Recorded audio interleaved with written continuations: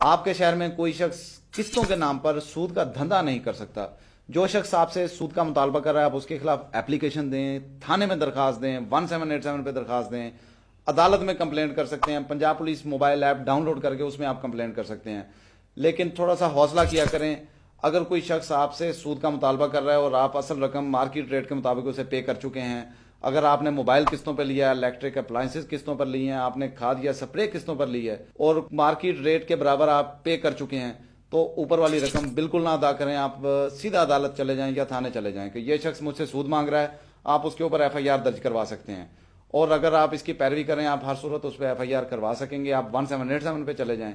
لہٰذا جو بھی آپ سے سود کا مطالبہ کر رہا ہے وہ غیر قانونی ہے۔ قانون کے مطابق کوئی بھی پرائیویٹ آدمی آپ سے قسطوں کے نام پر یا آپ کو ادھار رقم دے کر سود کا مطالبہ نہیں کر سکتا۔ اگر وہ ایسا کرتا ہے تو اس پر ایف آئی آر ہوگی اور ہزاروں سود خور جیل کی ہوا کھا چکے ہیں۔ ڈرنے کی کوئی ضرورت نہیں ہے، ان پہ درخواست دیں، ان کا مقابلہ کریں۔ Thank you.